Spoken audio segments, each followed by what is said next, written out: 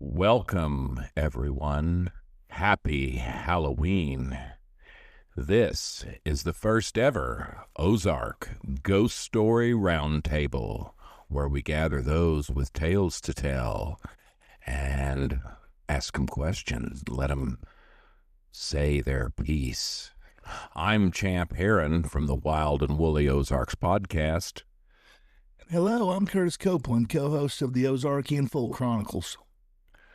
This is our first ever podcast collaboration. Two podcasts preserving Ozarks legends and tales together like Batman and Robin. Yes. I'm Batman, though. Well, that's right. And it's about time, Champ. We've had some great times with you on the Chronicles, so there's no doubt this is going to be a good one. I'm excited. And I am too. Let's meet the round table. Go ahead. Well, as I mentioned, Champ, I'm Curtis Copeland, co-host with Hayden Head for the Ozarkian Folk Chronicles podcast. And I'm Tammy Morton. I am with the Ozarkian Hillcrofters. And I'm August Carlson. I am also with the Ozarkian Hillcrofters.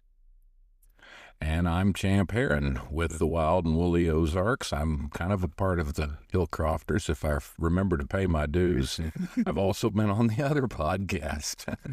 We're joined tonight by our producer, Klein W. Herren, who's going to lead us and get this down for you, dear listener. So what I want to do first is we're going to start with a story. So whoever is brave enough to start, go ahead. Well, they all looked at me, so I guess I'm going to go first. I'll talk about the town of Melva. So the town of Melva was hit by a tornado in March 1920. Killed 8 children, 3 adults. Is that right? 11? Including Mary Elizabeth Mankey's son, little Bill Mankey. And I've had a couple of weird experiences out there myself. One time in particular was pretty scary, but I guess I'll talk about the first couple of times that were startling. So for anybody that hasn't been to Melva, if you go by yourself, there's a chance that you might feel like you're being watched. You always feel like you're being watched behind, over your shoulder. Somebody's breathing right down your neck. I remember one time after school, I'd gone down there, and it was a very still day, probably about this time of year, no wind. And as I'm tromping through the woods, looking through some foundations, there was a big rock. It's probably a foot wide by a couple foot long, standing up on its side. And I just felt real weird. It felt like I kept being watched, and watching from about 20 feet away, and this rock flips over on the other side. Scared the tar out of me, so I left. Later, I don't remember how much later after that happened, but my mom and I had gone out. I skipped school one day. I wondered why you were gone. Yeah. Skipped school, and we're down there. We'd found some foundations that we hadn't seen before. We had gone south of the Mankey home. And so as we're going through those foundations, we hear a loud male voice, a very loud male voice just booming. And I don't remember what it said. We couldn't really tell what it said, but it was loud enough. My mom and I looked at each other, and we were like, what in the world was that? Looked around. We had walked around for a while to see if there had been anybody else out there. Didn't hear anybody. No, nothing, no leaves rustling, no footsteps, nobody. There's a neighborhood just up from Melva, but it was during school. There wouldn't have been any kids. Nobody was out, out and about. So, yeah, that was a pretty scary experience there. Kind of startling. And then the one that really, really scared the tar out of me, it was about 11 o'clock at night. Me and my buddies went down, and his mom G'd to Melva. And if you guys are aware of how Melva is kind of situated, you go down a path from this neighborhood, and then there's kind of like a walking path that tees off. And to the right, you've got the home of Lucy Woods, who was a missionary. And her foundation still stands along with the giant chimney that she and Mrs. Buell across the road from her had hid next to survive the tornado. And then to the left of that, you go down a little bit and cross off past the woods, there's like a small line of trees right there, is the railroad that cuts through, and that's what the Branch Scenic Railroad passes through when tourists come through. So as we get down to the bottom of that little cross, that T area, my buddy starts to turn his Jeep to his left. It's me and 3 of our friends, and they had a light bar on the Jeep, and as he's turning, the light bar shines, and the grass, this is actually like November, so 11 o'clock November, it's cold, but the grass is kind of tall and it's dead. And in this tall grass, there had to have been a figure probably 6.5 or 7 feet tall, and it was almost like the figure of a person with a cloak over them. So it wasn't, like a defined head and shoulders, but you could see the outline where something was like draped over it. It was all black, and you couldn't see through it. It was solid. But it was really tall. Really tall. Wow. Really tall. And one of my friends who was sitting in the front seat of that Jeep, I remember we'd all seen it, and he turned and he pushed himself back into the seat, and he was scared. We were all pretty frightened. And my buddy who was driving his mom's Jeep said, "Did anybody else see that?" And we all said, "Yeah." So we drove down a little ways further, and we got to a point where we could turn around and drove back up, and that thing was not there. Wow. Yeah. We had a pretty creepy vibe driving down there, too. It was, I've never been to Melva at night aside from that, and not plan on it ever again. Don't blame you. So August, I know that you and Tammy know each other through school, right? And so it's interesting. I'm glad you both are here tonight because Tammy has done a tremendous amount of research on Melva. Oh, yeah. And I think to really to give an impact of this ghost story is just to know just how tragic that event was. Absolutely. I mean, this tornado literally wiped it off the map forever. There's a few pictures too of the aftermath, and there's not a single home standing. I mean, as I understand, the Mankey home is one of the few buildings left that had minimal damage. Yeah. And the school. The school was not touched. Yep. So I guess my question is kind of for both of you is, it's not too frequently that students and teachers connect with an interest like with Ozarks history, specifically Taney County and Melva. And so both of you, I'd like to hear both of your all's point of view, because it takes a special type of person to be open to hearing stories about the supernatural. Yeah. So. Well, I mean, my background's interesting because, as you know, my mom was Wiccan when I was a little boy. So growing up, there were experiences we had at home constantly that still kind of haunt me to this day. They're pretty creepy. So seeing that, it kind of reminded me of some stuff that I saw when I was a little boy, because I remember, in our apartment, you'd see these tall figurines that would kind of dart across the hallway, and you'd walk by Mom and Dad's bedroom and they'd be standing in the corner. There was one time I used to get up when I was 5 years old and play PlayStation and eat Pop-Tarts before school in kindergarten and first grade. It's the shake of disapproval. Yes. And in the apartment that we lived in, the hallway had like a cutout, those like cutouts that you look from the kitchen into the living room. I had one of those, and I remember looking up, and there was this tall figure, head went up past the top of that kind of insert there, and it screamed at me at the top of its lungs. And I ran to Mom and Dad's bedroom and I yelled, "Grim Reaper, Grim Reaper." And they came out and there was nothing there. So I was accustomed to stuff like that as a kid. Yeah. So seeing that at Melva kind of took me back, Are there any, so that happened upwards of over 100 years ago.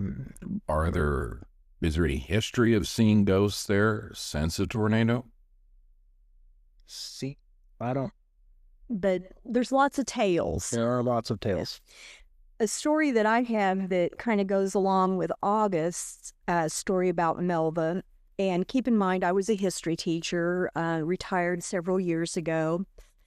And one of my students came in on a Monday morning, and he was telling me about a camping trip that him and his buddies had taken over the weekend. And he was saying, how much fun they had. And he's like, but there were kids running in the woods all night long, giggling and laughing, and we could hear them in the leaves. And he said, it was just weird because there were no houses around, and he didn't know where the kids came from. And so I'm like, where did you camp?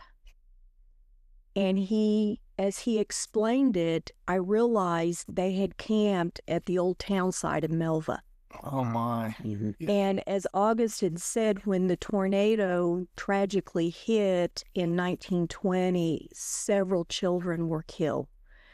And they were playing by the creek. The creek was at flood stage, and the tornado threw the house that they had taken shelter in into the water, and they all drowned. And so when he told me this story, he said they were having fun. They were laughing and they were giggling and they were having fun. He didn't know anything about Melva. So then I told him the story, and his face went white, and he just turned around and walked out. He's just like, oh my. But, that story really made me happy because the children were happy. Mm-hmm. They were running and giggling, which is exactly what they were doing right before the tornado hit. They were all playing because school had been canceled that day because of the flood. The teacher couldn't get across the creek. It snowed the day before. Yes. Melting. And, so I don't know, it was a happy thing because, my part of all of this is I'm the researcher. I'm the historian. I want to know the stories. I want to know, August may go see a ghost, but I was like, oh, I want to know, who that was and, why they are the way they are now. And this story just kind of summed that up and made me happy. Yeah.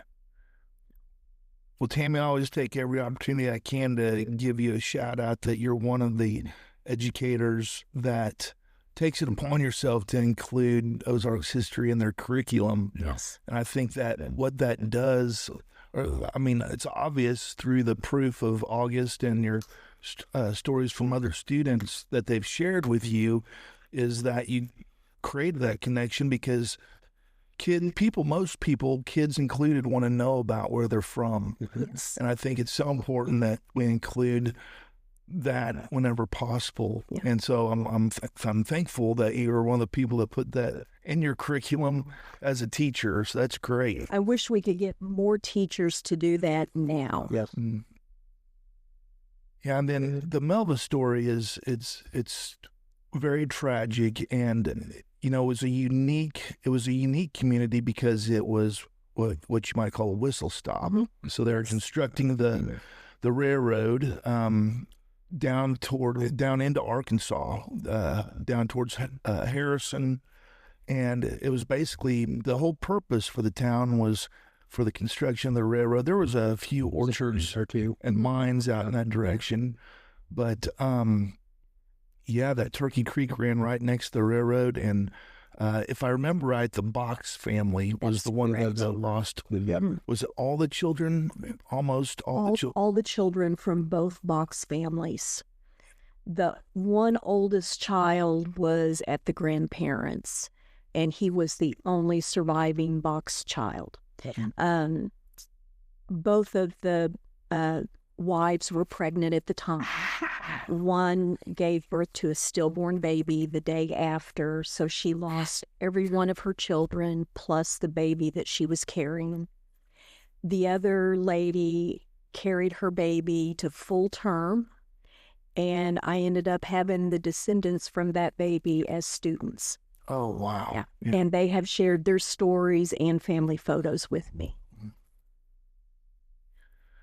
Wow, that's something. There's you never know where the veil is thin. You never know. I guess if I'm going to be a ghost, to be a kid playing on an endless summer day might not be too bad. Yeah, for sure. Happy day.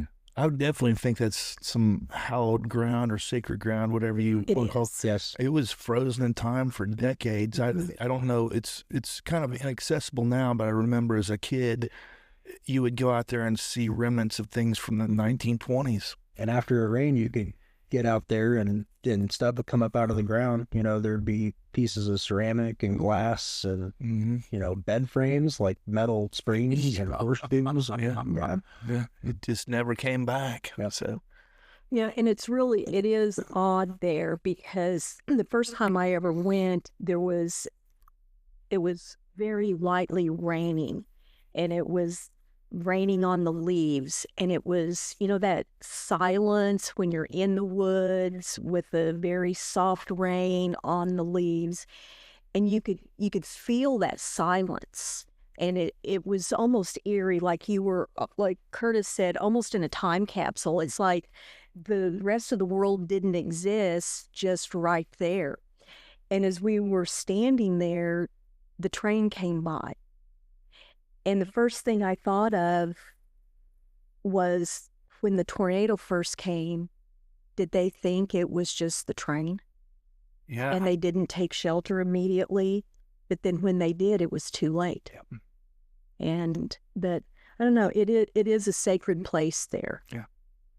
Now, Tammy, correct me if I'm wrong, but in the near future, sometime in the future, you'll have a book coming out about Melva, right? That is correct. We're just putting some finishing touches on the book. Hayden Head and Angel Wolf have co-authored this book with us. And we've had a lot of people share pictures, stories with us. We've researched all the families that were touched by the tornado, as well as the story itself. And the stories that I know of that you've shared over the years it's going to be a real tearjerker. I know there was so many tragedies. Maybe one of the biggest tragedies is for the school teacher that's suffered so much criticism because she didn't make it to school that day, and therefore class was canceled.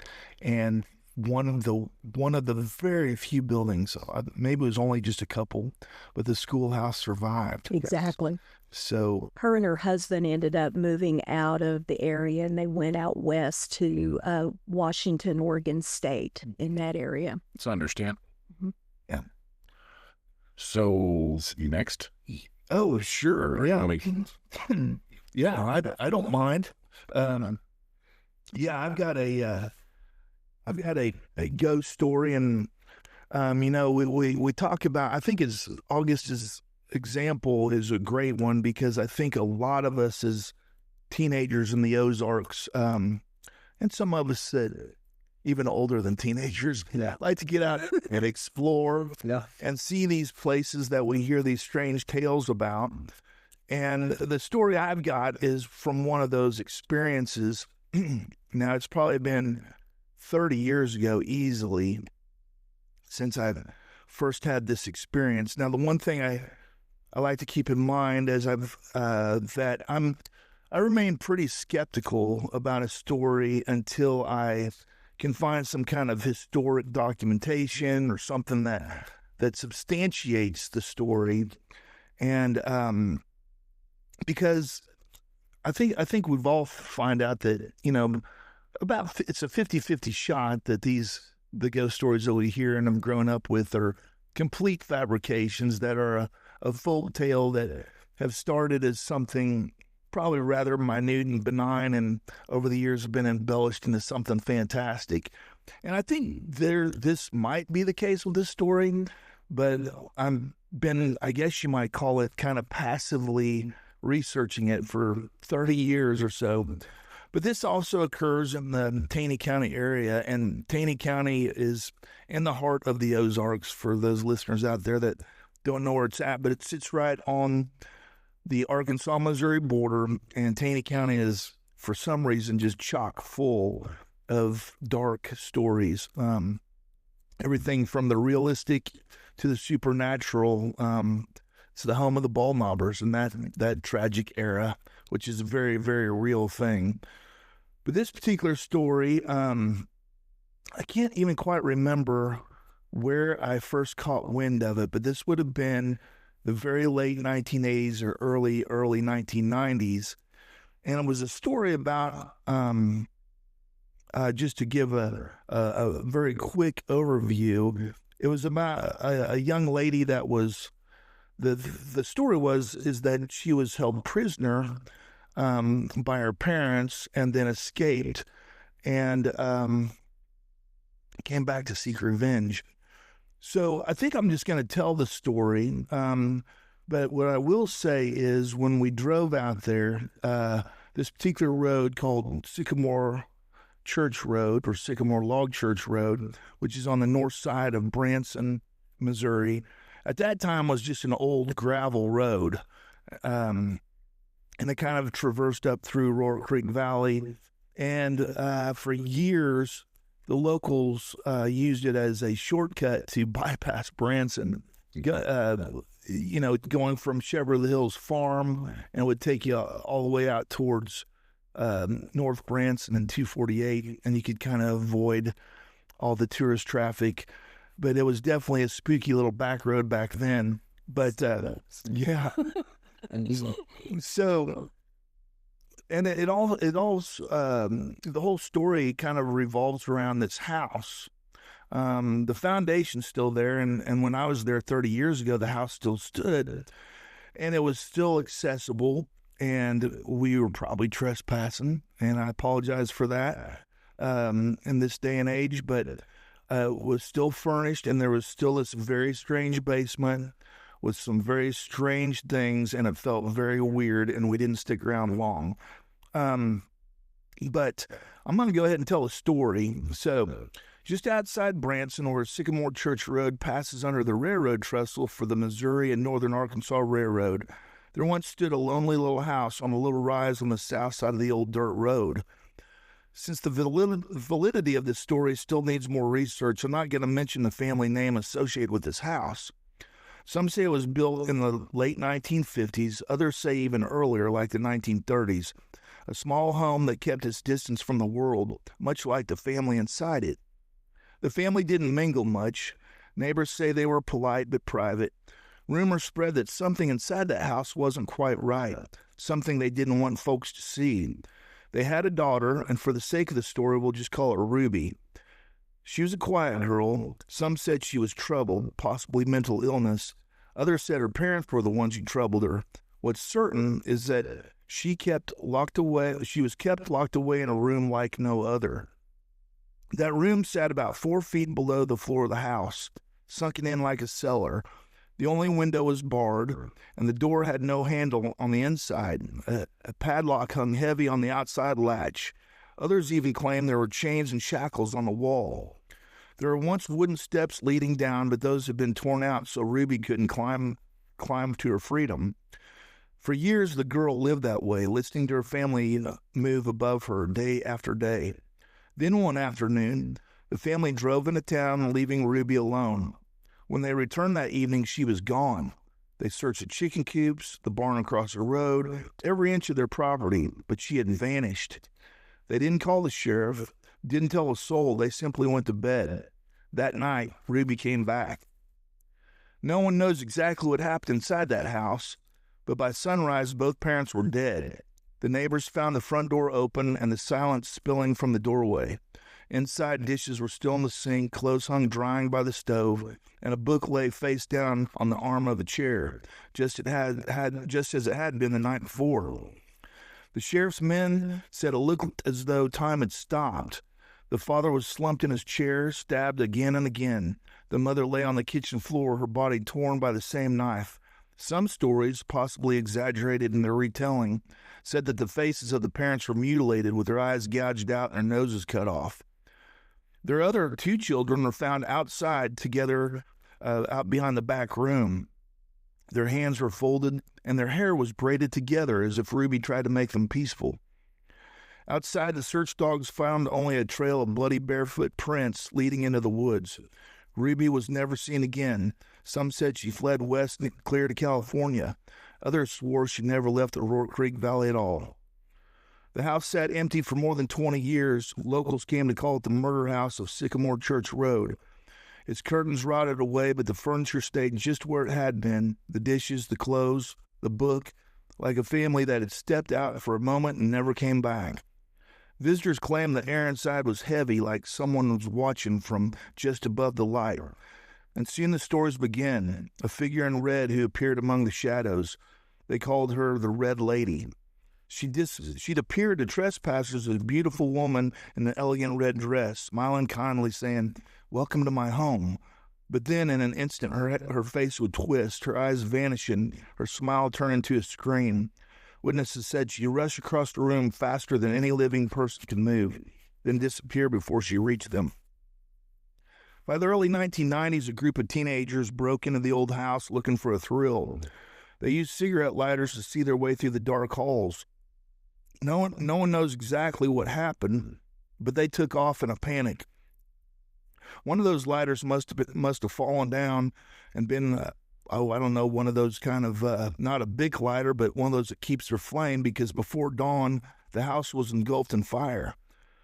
Volunteer firefighters fought the blaze till morning. Later, they told of hearing voices in the woods, men, women, children screaming and wailing as the flames burned. When they returned to their trucks, every windshield and door was covered in dusty handprints. Some of those handprints were large, like from an adult, and others were no bigger than a child's. When the smoke cleared, the old house was gone, but the haunting never left. Today, Sycamore Log Church Road is paved and relatively busy road with new subdivisions built in response to the growth of Branson and the urbanization of the hills and hollers. Yet on dry summer nights when the dust clings to your car, folks say the spirits still reach out. Drivers who pass under the old trestle by the family home where it once stood find their vehicles covered in perfect prints. Palm lines and finger ridges plain as day. Big hands, little hands, dozens of them. Some believe it's the murdered family trying to tell her story. Others say it's Ruby herself, still wandering the road she once escaped from, reaching for forgiveness that she'll never find. So there's my story. Wow. Yeah, I would love to find out some more, to see if there's any truth at all to that. But, the formula for a ghost story and creating one is always a good old house, and but there is something about that place. Yes. Because I've driven, past there at night, and it's like, I need to get out of here. I don't know why, never saw anything, but it's just like, this just isn't good. Yes. So when was this supposed to have happened? Well, the general consensus is sometime in the early 1960s. But, again, you hear variations that it's earlier than that, the 30s or 40s, but apparently the 1960s is the most general consensus. So, have you been able to track any of it down or able to find any of it? Some of the names that I refrain from mentioning because I don't know all the facts or any truth to it yet, but some of the names do line up. Yeah. That's a new one on me. Yeah. I've never. I've been down Sycamore Creek, the Sycamore Church Road as well, and I've had handprints on my car. Oh, wow. And I wasn't down there by the railroad trestle, I was down by the church. And I didn't notice them at first. It was after I'd gotten home. It was actually the next day. And nobody else had been out. I know nobody had touched the car. And it was on the trunk of our car. And that, that's a common occurrence. Yeah. I mean, it happens a lot, whether it's I always heard that growing up too, that urban legend. So when I finally experienced it for myself, I knew it wasn't just an urban legend. This is truth. Yeah, and years ago, back when it was still a gravel or dirt road, it was happening frequently. Obviously now with it being a paved road, there's less dust and so forth. But yeah. It's an intriguing story for sure. Yeah. So who's next? Champ, are you next? Yeah, I'll do one here.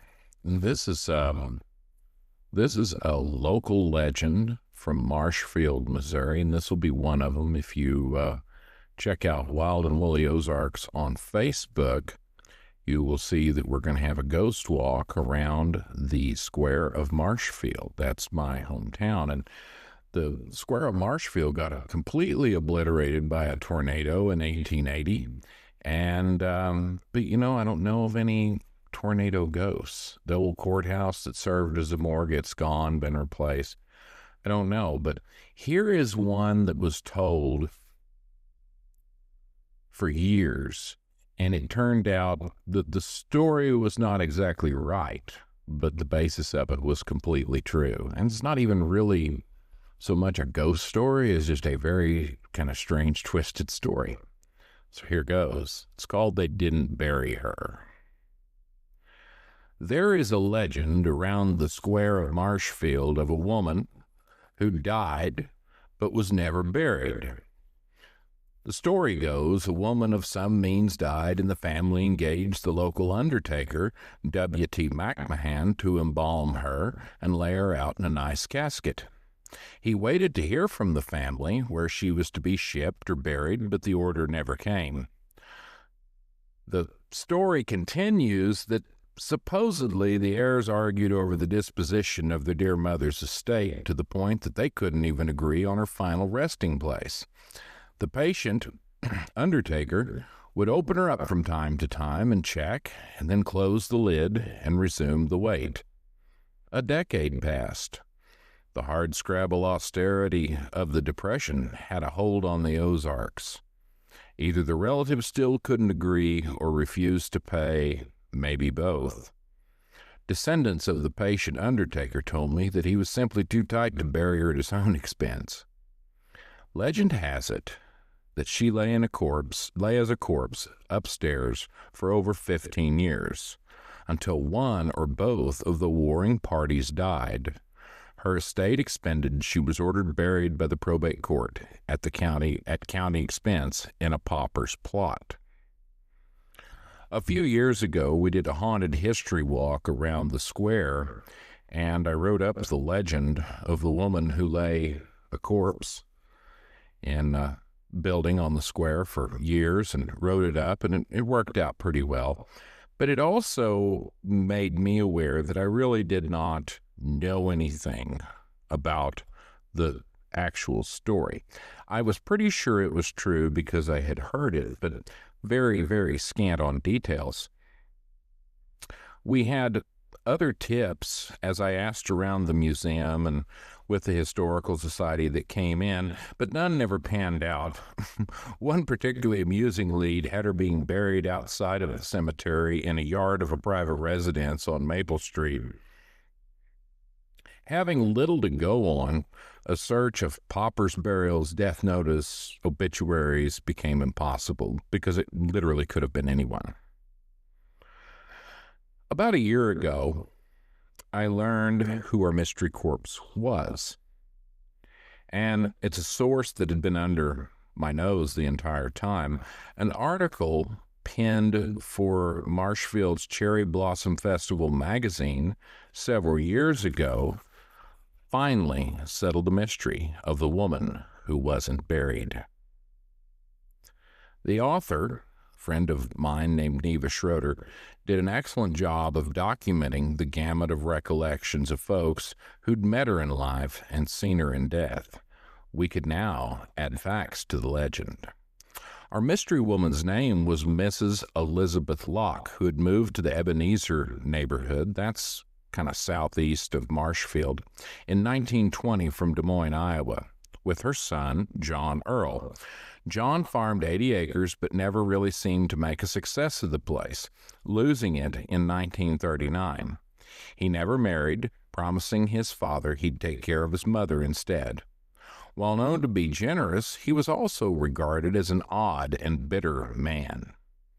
He hired Jeanette Calloway, a neighbor, to bathe and help care for his aged mother, who was physically unable and now suffered from blindness. In 1932, she passed away, the Marshfield Mail noting she was one of the county's oldest citizens. John intended to have her shipped back to Iowa and be buried next to her husband on the family plot. To this end, he hired McMahon to embalm her and prepare her for shipping, But that's about as far as the matter was ever taken. John either couldn't afford to have her shipped home or simply refused to incur the cost. Based on our research, there was no large estate, no warring heirs, and McMahon just waited payment and shipping details that never came. So instead of paying to have her buried, he left her above his furniture store in the old mortuary at 111 South Clay in Marshfield. That's the south west corner of the square. Nothing like that can be kept a secret for long in a little town. Rumors flew and legend began. Many people looked down on John for not burying his mother, who, according to Chick Robertson, a local, lay mummified on boards and covered with a greasy sheet.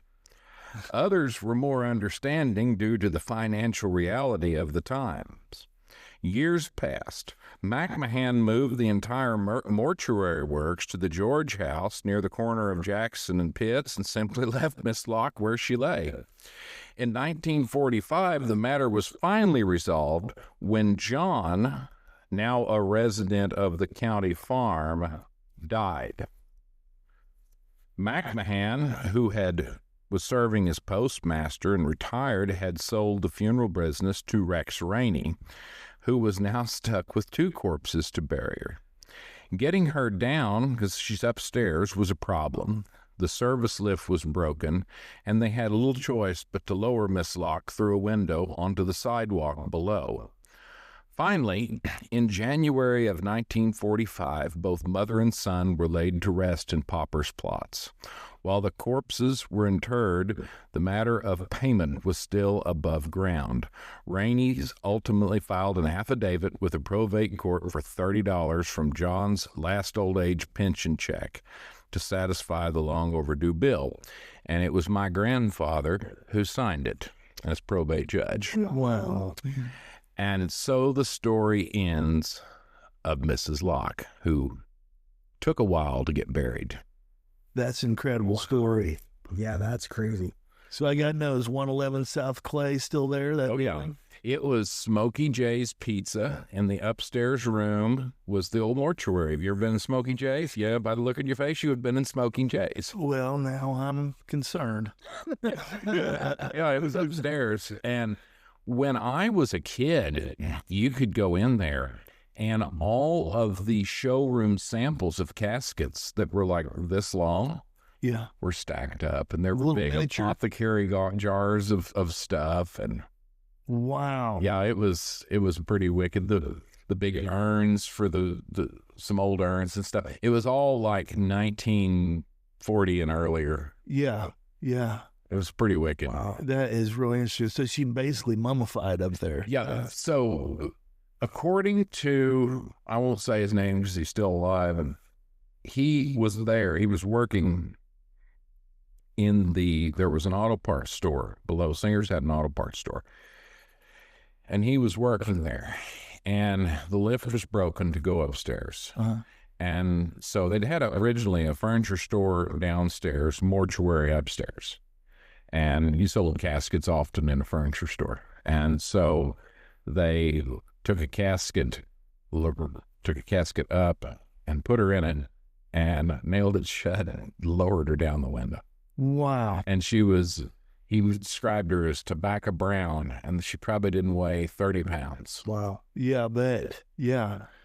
So, I mean, have there been, with 111 South Clay, was there ever any stories of hauntings or anything? You know, I never heard anything, but I'll tell you what, that upstairs room, we rented it for, I know, my mother's 80th birthday. We rented it when we did my ribbon cutting at the office line. We would go up there to listen to music or do whatever. I never was comfortable up there, and I just didn't want to. And these feelings were prior to you knowing the actual story? I knew the story, but we didn't know the details. Okay. It was just a legend. Yeah. Until we found that. Wow. It shows you just how something like that has made, I mean, I'm sure kids talked about how Miss Locke haunted that place. Mm-hmm. And it was I'd asked my dad about it, and he just said that's, during the Depression, you weren't going to go spend $1 you didn't have to. And so old man McMahon just kept her up there. Check on her every once in a while, see how she did. Yeah. Wow. Well, I do know that there is a very haunted building on the square at Marshfield, and I won't say the location just yet because I want to study it a bit, but there's got to be some history there because myself and others have experienced quite a bit of activity, and it's quite terrifying. I used to play up there as a kid. I know the building. My office is on the east side of the square, and it was when my mother bought the building. Emil Holmes was the junk man, and he had his stack full of stuff. And so there is somebody that sneezes in our office, and we can hear him because my assistant and I would each say, "Bless you." And she's like, "That wasn't me." Well, it wasn't me. So I said, when we had blinds in the windows, you would have like a little child spirit run along and move the blinds. Interesting. And get your attention. Yeah. I've heard voices, Yeah. but I've never seen anything in there. It's just, and it's not even a bad thing. It's just there. Just part of the environment. Wow. So, Tammy, I know you've got to have another one for us. Well, I was hoping you could give us some more details on your scary stuff that had happened without telling names or whatever. Oh, at that particular building? Yeah. Well, it's a 2-story building. Champ, since you know the one I'm talking about, kind of what era do you think it was built? After the cyclone. After the cyclone, so well over 100 years old. Yeah. It's an interesting structure, like a lot of old structures you might find in the cookie cutter layout of any courthouse square in the Ozarks. Are all kind of set up the same. You got a central courthouse, and then probably the oldest buildings in town encircling the courthouse square. This building had kind of a lower retail area on the first floor, and then a really narrow staircase heading straight upstairs, and it actually, which allowed for like an exterior door. And then it's really interesting the way it's set up upstairs because it's individual offices, and it's got a circular hallway with a very strange interior office. It's like in the middle of the donut hole created by the circular hallway.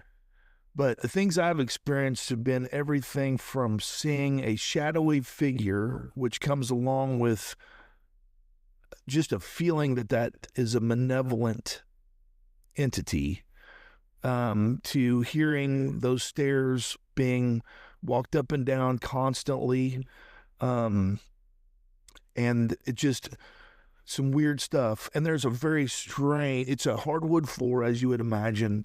There's an area and an enclave of the upper floor that's got a really suspect-looking stain on the floor as well. But yeah, there's multiple people that have experienced that phenomena in that particular building, and there's multiple people that will not go there after dark. That's for sure. Wow. But yeah, I want to learn more about it. I want to find out if there's some kind of history there. Yeah. I lean pretty heavily on Champ for that because he's a Marshfield native, but maybe someday we'll crack the code of the history of that building. Yeah, and here's the thing. The whole Marshfield Square got wiped completely off the map. There are there were a lot of foundations left, but there's 2 or 3 buildings that survived. The courthouse had the whole top floor knocked off it. It functioned as a morgue. The old courthouse was replaced in 1940. But, you had Civil War soldiers on the fort, on the square. You've had I don't know how many shootings right in that on the square over the years, and so it'd be kind of hard to say. Yeah. hard to say. Yeah. Well, you were talking about seeing the shadows and stuff. Mhm. So I have a story about my house. Yeah. Oh my. Which I get to go back to in the dark. So thank you. I live on our family farm. It's been in our family for over 100 years. And there's always been some places on the farm, some of the fields that are just kind of just a little off. You feel just something's a little mysterious. It's kind of that quietness that you're like, wait a minute, somebody's watching me, and you get that. Now, possibly, we've got mountain lions that have been on the place, bobcats, wolves, coyotes, and, they can make some pretty awful sounds, and you can feel them sometimes, watching you. If you've ever been tracking a deer and a mountain lion get between you and the deer in the dark, you know that feeling, and it's not a good one. So you go home. There's also strange tales about the Native Americans that lived on our land. We have this huge bluff with an overhang, and it overlooks Swan Creek. And if you go in that overhang, you can see all the pieces of artifacts that they had been sitting there making. And I mean, it's a straight drop down, but it's a very well-protected area. We have slave graves on our farm, not my family's. And we had a neighbor named Molly that died tragically many, many years ago. So having these strange feelings isn't anything new. It's like, Tammy, don't bother that part because that's where the Indians are buried. Over there in the orchard or where the slaves are buried. Be careful with, in that area. So it's like, okay, I've heard all these stories. Well, I live in my grandparents' house, and we've always seen strange things from time to time. Shadows. I've seen things floating in midair by my front door, which is the exact spot that my grandfather died. I thought at first that all of this was my grandfather because he was known for his sense of humor and playing tricks on people. So it just made sense that it was him. But then I remembered the shadow man that I had seen as a young girl spending the night at my grandparents' with him standing in the doorway of the bedroom watching us. So I started questioning if what we were experiencing was my grandfather or if it was this shadow man that I called him. So I invited an acquaintance of mine to the house, and she has this sixth sense, so to speak. I'll call her Mary, not her real name. While I had known Mary for several years, she really didn't know anything about my family. I mean, she knew me and my kids and, my immediate family, but as far as my ancestors, she didn't know anything about them. And she didn't know anything about our farm other than where it was located.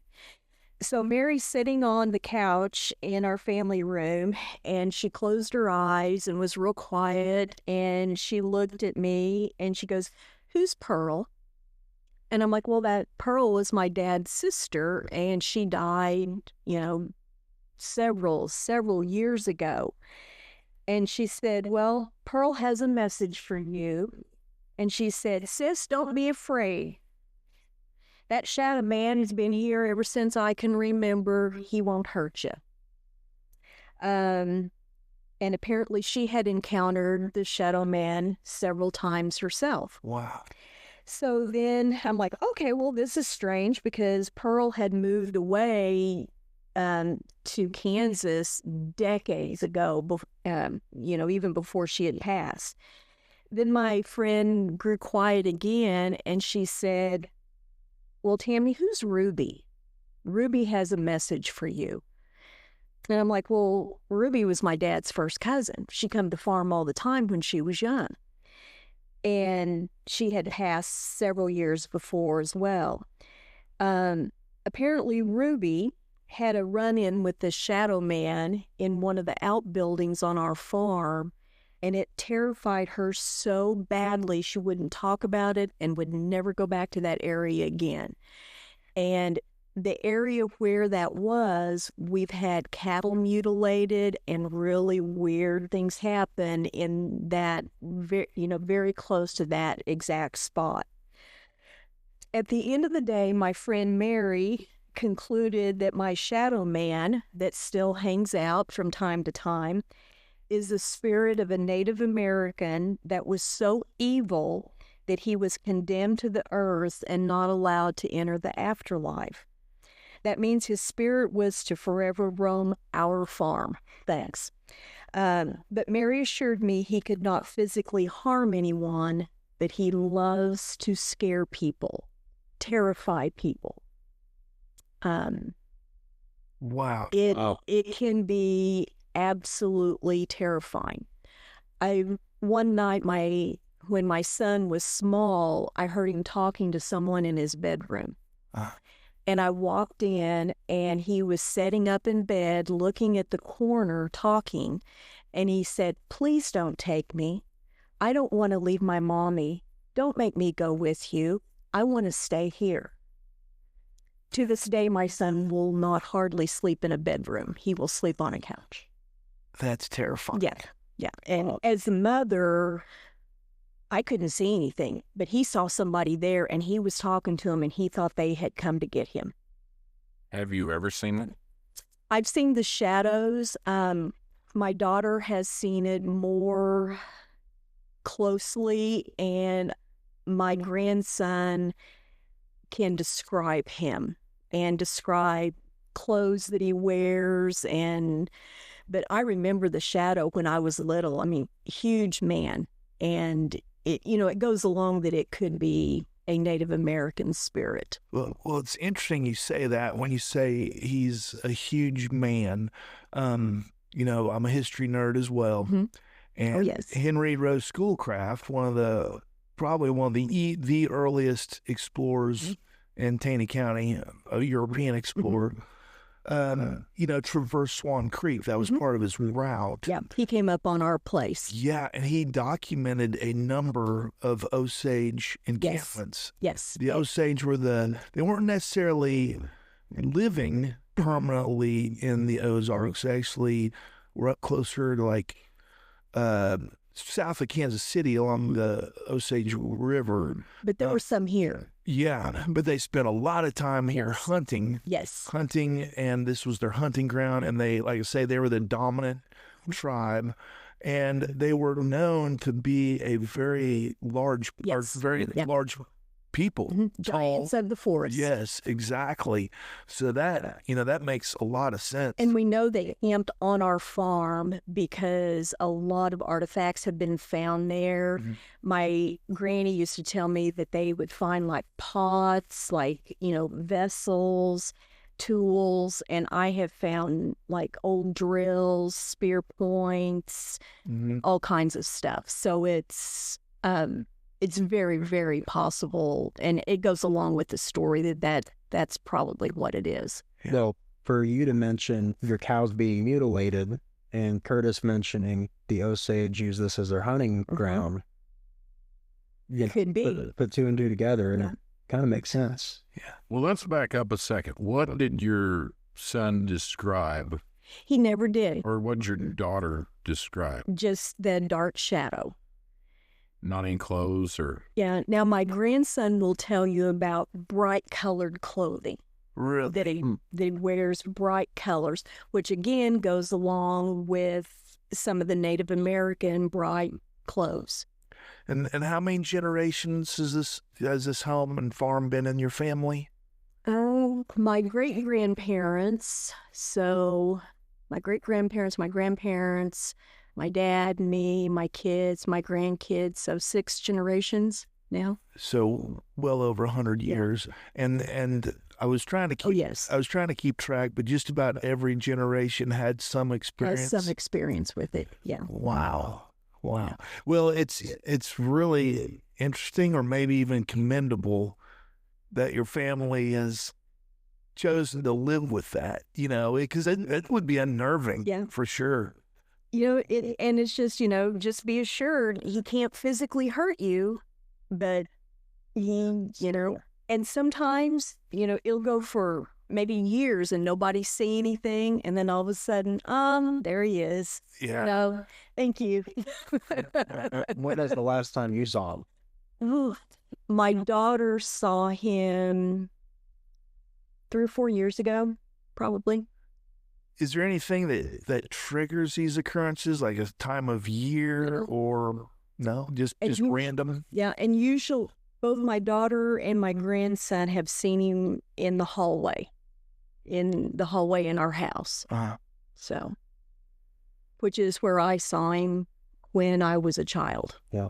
So So it's the same, the house is all, so the house. Yes, the house was built probably in the 50s. So where did they see him prior to the 50s?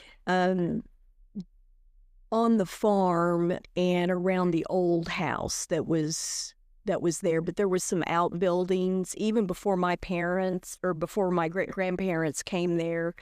There was an old log house and some barns and different things.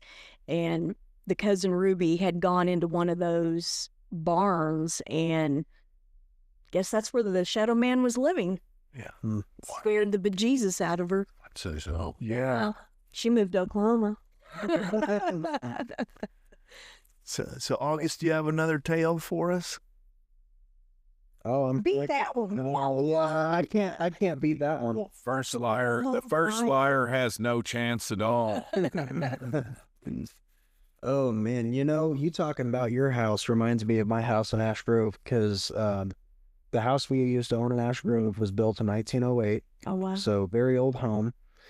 And there wasn't a lot of stuff that we experienced there that we saw, but there were a lot of really weird, I don't even know what you call them, just voices.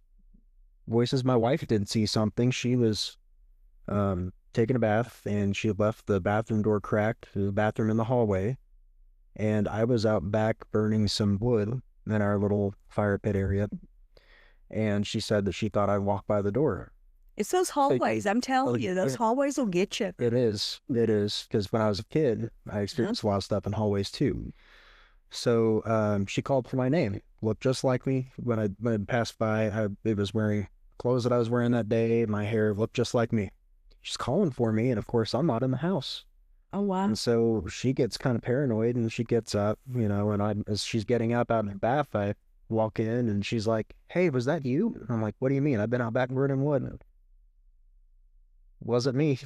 Somebody was impersonating you. Something was impersonating me. Yeah, made her think it was me. And then there would be times, she and I both experienced this. We'd be in that same bathroom in the morning, getting ready for work, and one of us would be in the shower or whatever, and or the other one of us would be in bed, and we'd hear a girl laughing, little girl, just laughing or saying something, and I would say, "What was that, babe?" No response. So I'd, get out of the shower, finish up, get out. I go to the bedroom, and she'd still be in bed, dead asleep, or vice versa. She'd hear this little girl. Did you ever research the house or find anything? I did, and they couldn't find anything really. The only thing that I could find, there's a photo of the house from about 1920 with the family that had lived there at the time, but I never found any deaths in the house, which I'm sure there was. It was built in 1908, so there had to have been something at some point, but never could find anything solid. Wow. Had a cellar that was real creepy, and one of the bedrooms, so it was, the bedroom was originally split, and then before we bought the house, one of the walls had been taken down, so it was expanded. It was about half the size of the house, actually. It was a big room. But I felt very, very paranoid in there. That just so happened to be my little man cave area too, so I spent a lot of time in there, but always felt like something was watching from a corner, from the back corner of that room. I'll tell you an interesting story. It's really short. It's very similar to that. We lived in this house in Marshfield, and we had windows, had a porch, and we had windows and a door. And we were barbecuing and drinking a few beers. It's in the summer. It was late. It was long weekend, something, maybe 4th of July weekend. And my buddy was like, we knew, I'm going to say the names, the family that lived there before, and he was an old bachelor and been very organized in the community. my buddy says, when he died, this place was just stacked full of stuff on the inside. I'm like, I don't doubt it at all. He says, we had dumpsters and we carried stuff out. He said it was just always funny. Something was always messed up. Something was always moved around, one thing or another. He said, I think the damn place is haunted. And just then, I had a buffet we had a buffet sitting against the wall and a red lamp on the end of it. And we're sitting on the porch, something moved, and that was up against the wall. Something moved between that lamp and us. And it would have had to have walked up through the wall, basically, to block out that line. And we're all going, whoa, who's in the house? We're all outside. Yeah. Is one of the kids up? Is one of them? No, you can't block that lamp unless you're either out here on the porch or you're in between, and there's a wall there where that is. And we all just...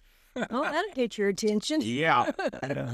I had a similar experience when I was probably 10 years old, and it's in the house my mom and dad still live in now. And I think they might have been at work, and by that point, they trusted me enough to be at home with the brothers. That was their mistake. Yeah. Sorry, Mom.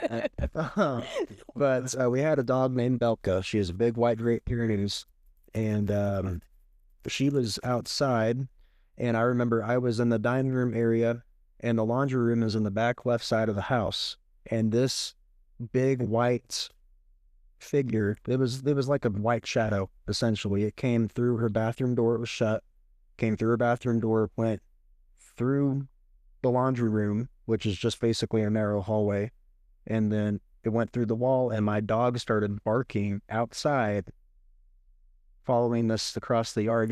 I didn't see it outside, but I saw it inside, but the dog saw it outside because it was barking and tracking it.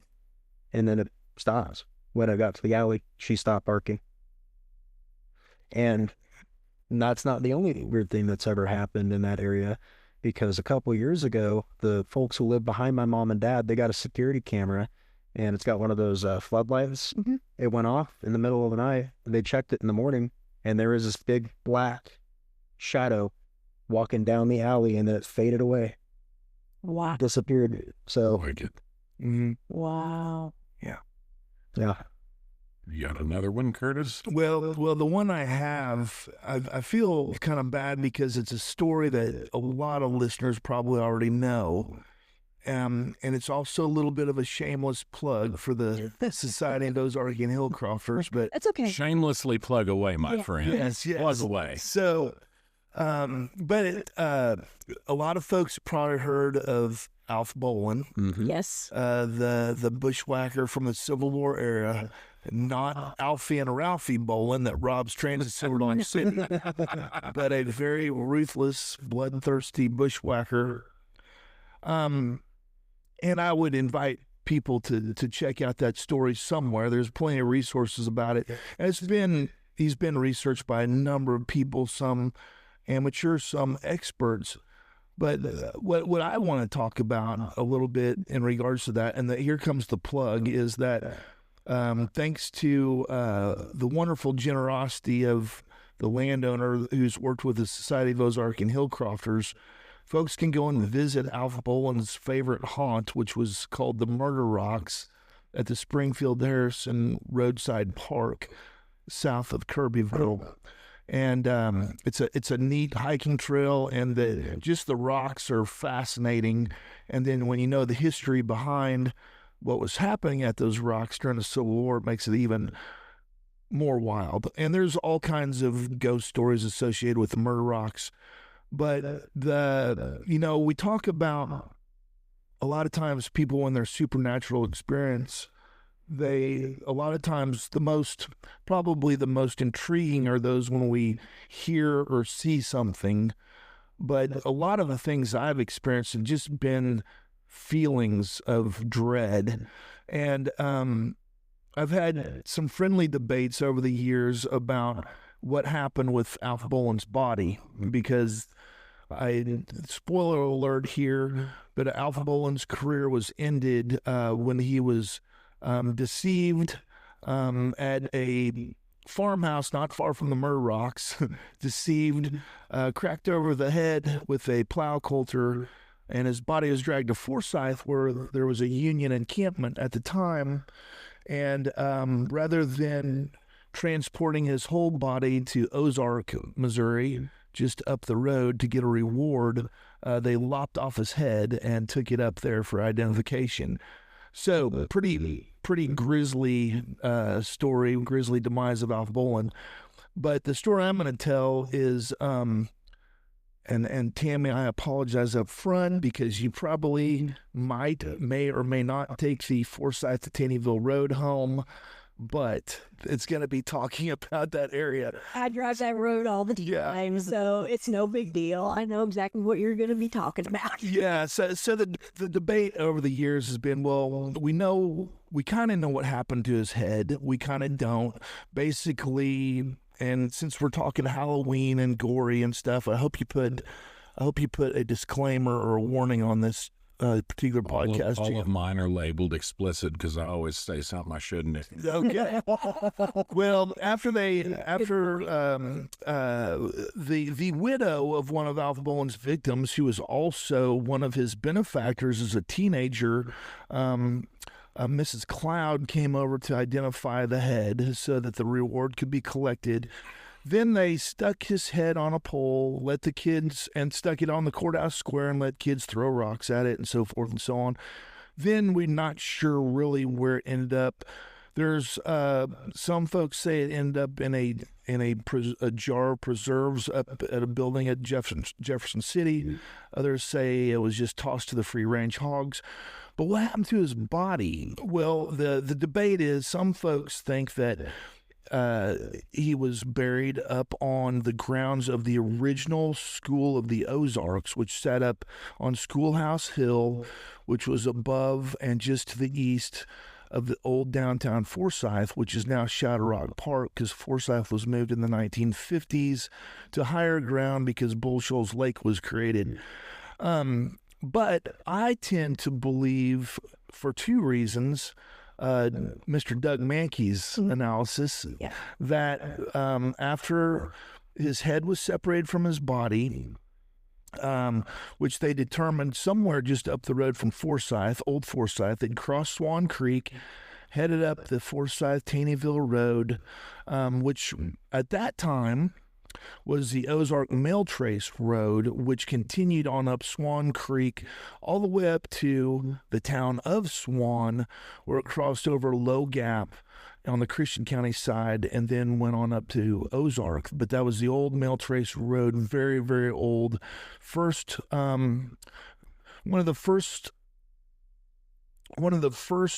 acts and ordered by Greene County when it was very first formed was to build a road from Springfield to Forsyth, because that's where the riverboats could come up to deliver goods and whatever.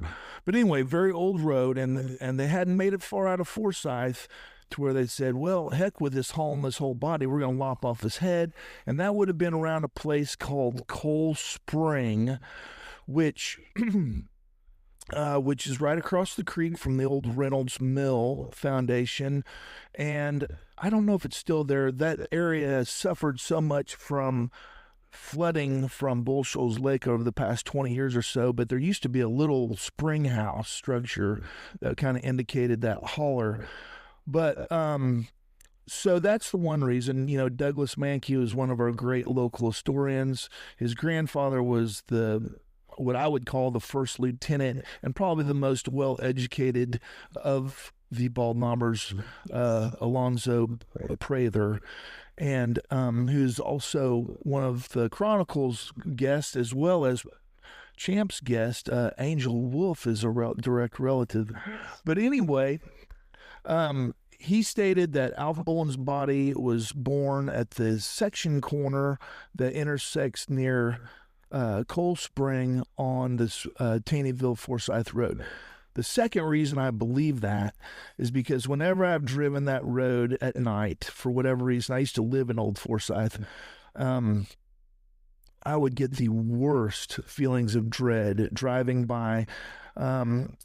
I don't know if I should. Did you know that that was the spot, or did you? I didn't know. Discover later that was the spot. I discovered later that was a spot. There's a really great family. I don't know if I'll mention their name, but they have got a farm in that area. And they've had a farm in that area for years. And I always felt kind of bad because it was kind of in the southwestern corner of their pasture. But just when you drive by there, now other folks have mentioned a headless ghost, walking through that area, but that might just be hearsay. But all I know for me personally is it feels really spooky going through that area of Forsyth-Taneyville Road. Yep. Thanks, Curtis. I get to drive home now. Fair enough. Yeah. But, I think you're right. There are just some places that just feel off. Yeah. That I get that feeling on the Garrison. There's an area of the Garrison Cutoff Road that just, kind of there by the old charcoal plant, and in that area, it's just, I need to get out of here. There's just a couple places there that there's just something, I'm glad my doors are locked on my vehicle coming this way. Yeah. Well, now, one of the theories, like Viola Hartman wrote, that his body was left on the bank of Roar Creek. And she agreed that the head was taken to Forsyth, put on a pike, and then they were bringing hogs into town. The hogs knocked the pike over and destroyed the head. The head got to Ozark. No, I'm sorry, Ozark. I meant to say Ozark. But the body was left on the banks of Roar Creek, the bleached bones too profane to bury in the good soil. Yeah, I don't think that's right. No, I think he's over at Forsyth. Yeah, just geographically, Roar dumps into White River. That's why it didn't make sense to me. Is if it's Yeah. Do we know where the cabin was that he was killed? Mm-hmm. Yeah, I think, Tammy, you've been there. I've been wanting to go.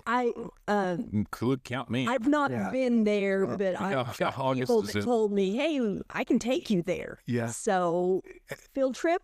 Yes. Yep. And it's basically just a foundation. I think it is. Yeah. Do I? I'm off 5 every day, so yeah. I can probably get it off by, yeah, we can do that. Yeah. Yeah, and Champ brings up a really good point. I know most people that research these things and have researched them over the years, these ghost stories and horrendous tales of the Ozarks, and poor Taney County has so many of them, but they have good intentions, but things get twisted, and maybe even if it gets in print and it may have just been a slip up, that just adds to that folklore element where it just adds another layer that you got to peel back to get to the truth of some things. And the Alf Bolin story is a great example of that, because it's been stretched and pulled all different directions. And I think probably historically the best example of that kind of manipulation of a story is Jesse James. Oh, yeah. Every town in the Ozarks, maybe every town in the Midwest, has some claim to a connection with Jesse James. Well, and every widow that had a house full of kids to feed and was about to lose her farm was visited by the James gang and left gold pieces under their plates. Right. They had to rob Fort Knox to take care of all them widders. If you look at how many there were story-wise. Yeah. One thing that's interesting, Curtis, is stories grow legs, and that's a perfect segue into my next story. Awesome. Great. The riderless horse of Sand Springs. Now, in the Ozarks, we have the very instances of horse and rider ghosts. We have the rider and the horse that followed Palmer Sharp near Dead Man's Pond. We have, as on a previous podcast episode, the rider that meets when Old Man Cook dies, the Swan Creek, the rider that's out in front of his house. There's the rider also on Highway 13 who was evidently a lynched or a shot-down horse thief who was buried just south of Bolivar. He's seen from time to time. The first time I ever heard the riderless horse of Sand Springs was appropriately around a campfire down the old wire road from the now extinct community.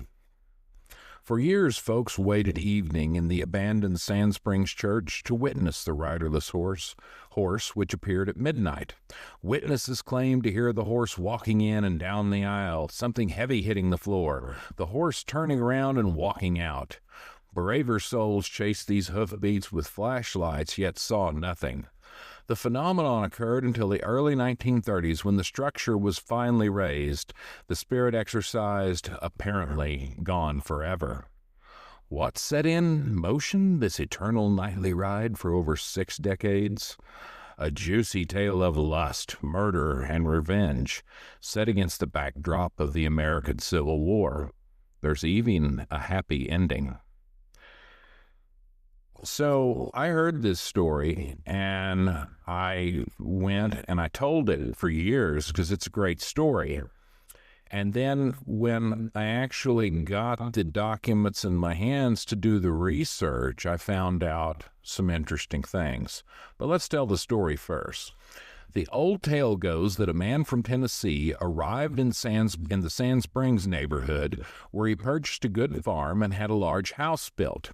He brought with him wagons full of household plunder, fine-blooded saddle horses, and 2 slaves, Jenny, who kept the house, and Caroline, her daughter, who bore a striking resemblance to the master. Soon thereafter, he died, bequeathing the 2 women their freedom and a sizable portion of his estate.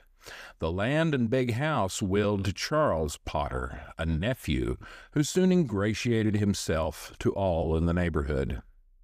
With their inheritance, Jenny purchased a modest house, where by all accounts they lived moral and upright lives, helping their neighbors and attending church every Sunday. Irrespective of race, the nephew became a frequent caller on the single women.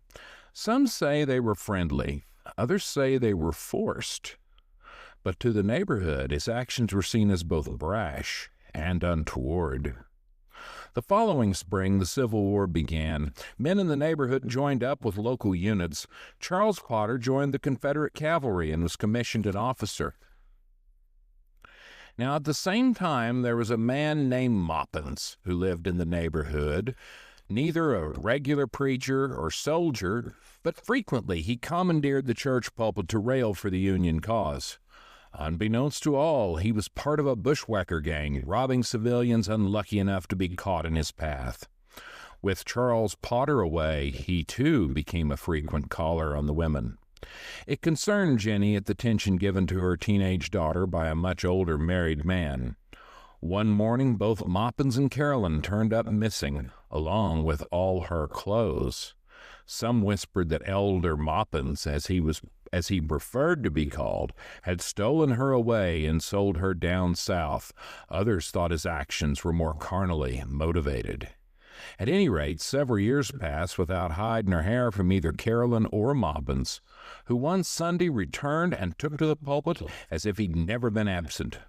Before excoriating the Confederacy, he stated his absence was due to business affairs out of state, that he'd been fighting in the Union Army. Also, he believed the girl had been stolen. Then he led them in prayer that Caroline should be reunited with Jenny. Many of the old folks knew better. This pattern went on for some time. Moppins would disappear for a few months, then return with wild tales of the Union front and faraway places like Pea Ridge and Prairie Grove, fabricating quite a war record for himself. As the war ended, Moppins was in the pulpit, blowing bigger than ever about his exploits. Battle-hardened soldiers returning to the neighborhood heard stories of his true activities, including robberies, rape, and murder. Honorable men from both sides were sickened by this, including Charles Potter, now a colonel with a distinguished war record. The colonel went further than the others, saying, "I can put on my uniform and ride my horse straight down the aisle and by looks alone drive Moppins from the church and the community forever." One night, Moppins was preaching, and the colonel attempted to do just that. Astride a black horse and bedecked in his gray uniform, he rode straight into the church and down the aisle, glaring at Moppins, while the sleepy congregants roused. As the horseman approached the pulpit, Moppins was with raised arms said, "May the Lord bless and keep you." In an instant, a shot rang out from the window near the pulpit, striking the young colonel in the head, who fell from the saddle and hit the floor with a thump. The horse turned around and walked out of the church. Moppins fell to his knees, imploring the now wide-awake congregation to pray, when he suddenly sprang to his feet with a crazed look in his eyes and dove headfirst through the same window, running off into the night. The next morning, the men were holding a coroner's jury. It was determined what caused Moppin's hasty exit. A ne'er-do-well who'd been present that night testified that he'd been sleeping off some Mountain Dew in the rear pew when he was jolted awake by a rifle shot. As everyone was looking toward the front, he turned to see where the horse was going. Standing in the doorway was a young black woman with a scar on her face, dressed in heavy men's clothes, pointing and laughing at Moppins.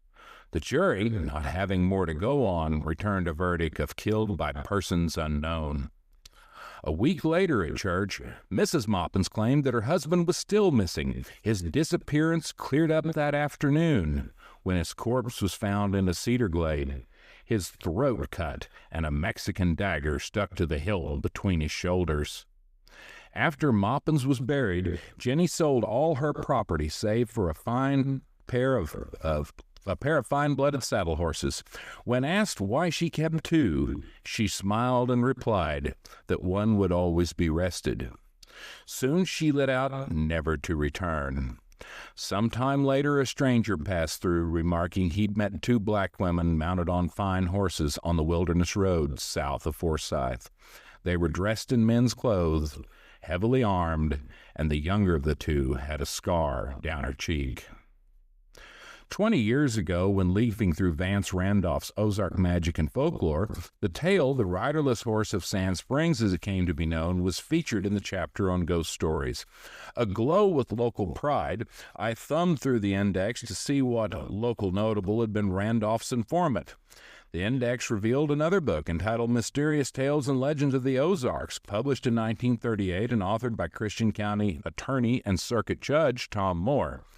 After obtaining a copy, within a short amount of reading, it became apparent that there are a lot of problems with Webster County claiming this ghost story as its own.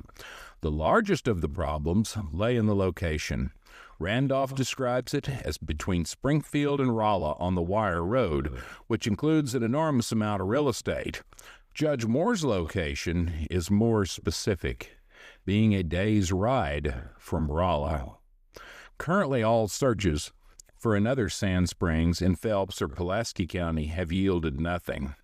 Moore also changed the names to protect living descendants, making it difficult to track down any historical basis for the story. There are also other problems with it being located in Webster County. Sand Springs was nothing more than a watering hole along the old Wire Road and was not anything of a town until after the Civil War. Also, there's scant evidence that it ever boasted a church, with Timber Ridge being so close by. During the war, fortifications were erected on a slope above the spring, used for home guards and Union cavalry patrolling the Wire Road. Moore's story never mentions a fort or any skirmishes that took place near it, which is strange for a tale set against the backdrop of the 4-year conflict. Where did the confusion start? My theory is, once Moore's book was published, the story was adopted, told and retold in Webster County as if it happened here. I also believe that people confuse and convolute this story with the senseless murder of S.S. Headley, the Southern Methodist minister killed in July of 1866 near Elkland. Denied use of the church, as it was a Northern church, and Headley had served in the Confederate Army, his followers assembled in a nearby grove of trees to hear him preach. When walking to join his flock, he was gunned down. This senseless murder, which no one was ever held to account, made news across the state and highlighted the post-war angst that existed in many communities. Not surprisingly, several oral versions of this story have Reverend Headley being shot dead in the pulpit, sometimes from a window, at other times by a mounted rider making his way down the aisle. I wonder where they got that idea. So that's the riderless horse, Ghost of Sand Springs. The ghost of the riderless horse. I don't know. The riderless horse of Sand Springs. Well, Champ, I think that is a great example of what happens with these ghost stories. Is that, you know, there's all kinds of variables. I mean, Sand Springs, what a great name for a location, you know. But also, we've had this discussion about Oak Grove Schoolhouse. Well, there's Sand Springs, Oklahoma. There's Sand Springs, maybe up there. There's Sand Springs in Webster County. How many Oak Grove schoolhouses were across the Ozarks? Probably many, many, many. But Blue Spring, Panther Creek. Yeah, they're everywhere. Exactly. But I think probably the biggest factor is that, especially around Halloween time, we all love to get spooked a little bit. It's just the reason for the season, I guess you might, if you're talking about Halloween, obviously. But, you know, people want to hear a good story, something that's entertaining and gets some spooked out. And sometimes it takes a little bit of truth to be the seed to grow that into a full-fledged story. And I couldn't agree more. And it's finding that seed story that's can be fun and can be frustrating. Yeah, for sure. Well, do we have anything else to share? I mean, we're getting up in the heel of the evening, and I'm a long ways from the house. Yeah. I got to go down to Forsyth Taneyville Road and South Bowlins now. I think most of us got to drive. Headless body. Yes. Most of us have to drive spooky roads home tonight. Champ, thanks a lot for having us at nighttime. Oh, yeah. Well, it's not much better. Yeah. That's what you get for working. Why don't you all go around and share kind of what you're working on next, what your next project is you're working on? Okay, yeah. How about you, August? Let's start with you. Well, I'm part of the journal board for the Hillcrofters, and we're working on our winter issue right now. But the thing that I'm kind of really kicking the gears on is the story about my grandmother's father, so my great-grandfather, and his journey here to the Ozarks and how he settled and you know, just his life in Branson. That's kind of what I got going on right now. Did you like Ghost Story Roundtable? Oh, yeah, I loved it. You going to come back next year? Oh, yeah. Okay, good. He's going to bring his mom next year. Okay, good. Yeah. We have some people who could not make it tonight who want to be here. I'm not going to say names. You all know who you are out there.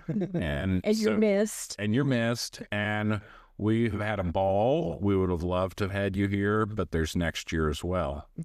Tammy, what do you got going on? Well, the new Hillcrofters Journal keeps me very busy. Like August said, we're working on our winter issue. I start laying it out this weekend, so it's about ready to go. We're finishing our book on the Melva tornado, and I'm always doing family history research. That will keep me busy for a long time.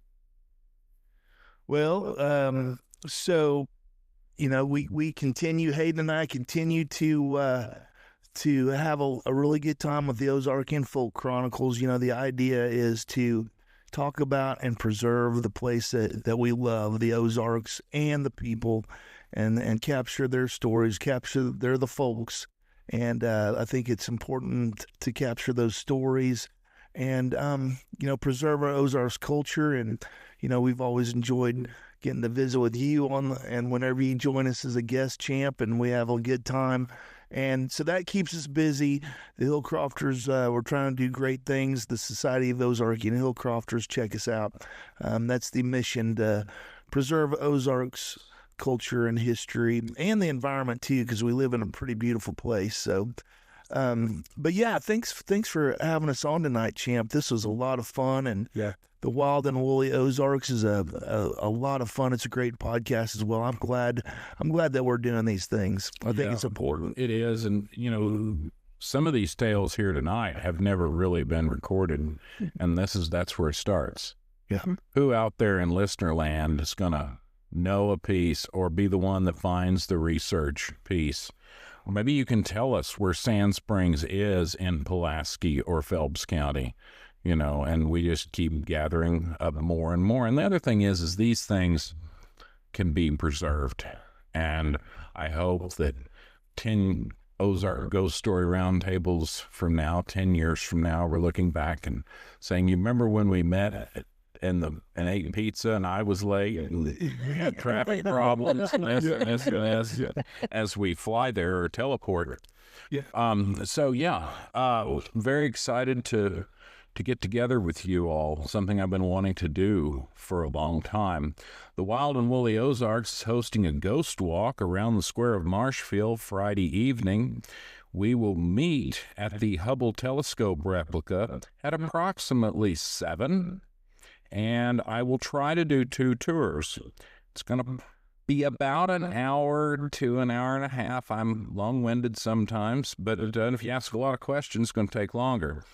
But if it's bad weather, I'm not doing it. So if you're expecting a really rainy night, if it's going to be a rainy night, I don't think it's going to be. I think we got good weather coming. But if you expect Champ to be there, you can expect differently because he won't be. However, I expect good weather, and I think we'll share the story that we told here tonight. And I've got 4 or 5 others around the square, including some they haven't heard before. So I'm excited to do that. And then you got anything coming up in November on your podcast? Well, we have got some great music from Springfield musician Brandon Moore. Oh, wow. I caught your Captain Sibley, Nick and Captain Sibley. Yeah. It's a great episode. Yeah, great episode. Both of them are so talented, that's for sure. So if you've got your phone there right now and you're in Spotify or Apple or wherever you get your podcasts, and you like the Wild and Woolly Ozarks, but you have not found the Ozarkian Folk Chronicles, do that. And likewise, the same, if you've had the Ozarkian Folk Chronicles and you haven't picked us up yet, give us a try. I think we've got something between us for everybody. So I'm going to go ahead and close this. Hold on, where'd it go? This is the thing about out Google Docs and people. There you go. I want to thank everyone for showing up tonight. I want to thank Curtis and Angel and August. Which is it? I'm sorry. It's August. I'm sorry. And You call him Augustus. An Angel couldn't make it. Angel Wolf couldn't. But she's here in spirit. Yeah, whatever. I hope not. We've got another episode scheduled for her. We can't. Don't cash in your chips yet, Angel. Next year, you'll be the topic of next year's Ozark Ghost Story Roundtable. That's not all you see. So thank you to Curtis, August, Tammy. Thank you to Klein W. Herren, who ventured out on a dark and stormy night on location to help us. Thank you for all our listeners. Be careful this Halloween. Folks, be careful. And boys, if you would, please be good to the tourists. Bye now.